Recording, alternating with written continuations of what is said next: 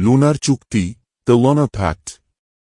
একটি ছোট শহর যেখানে কোনো অপরাধ নেই, কারণ প্রতি মাসে একবার তারা অপরাধীদের জঙ্গলে ছেড়ে দেয়, আর সেখানে অপেক্ষা করে রক্তপিপাসু ওজারুলভস। পর্ব ১, রক্ত চাঁদের রাত। শহরটা দেখতে একেবারে স্বপ্নপুরীর মতো, পরিপাটি রাস্তা, হাসিখুশি মানুষ, কোথাও কোনো অপরাধ নেই। কিন্তু এই নিখুঁত শান্তির আড়ালে লুকিয়ে আছে এক ভয়ঙ্কর সত্য। এ শহরে অপরাধ করো না, লোকের মুখে মুখে এই কথাটা শোনা যায়। নতুন কেউ এলে তাকে সতর্ক করে দেওয়া হয়। কিন্তু কেন? কেউ বলে না।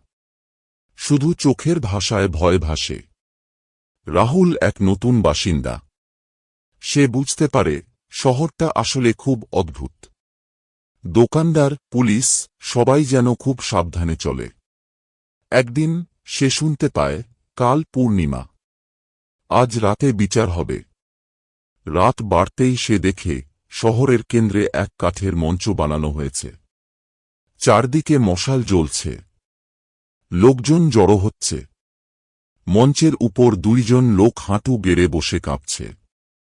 হঠাৎ শহরের মেয়র সামনে এসে দাঁড়ালেন। গভীর কণ্ঠে বললেন, শাস্তি দেওয়া হবে। লুনার চুক্তি পালন করা হবে। রাহুলের গা শিউরে উঠল। শাস্তি? কিসের শাস্তি?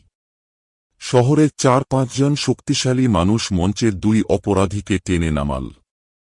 তাদের হাতে শিকল বাঁধা। লোকজন হট্টগোল করছে।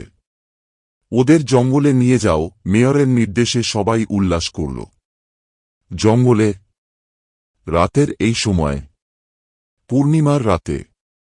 রাহুল আর কিছু বোঝার আগেই শিকল বাঁধা দুজনকে জঙ্গলের দিকে নিয়ে যাওয়া হল।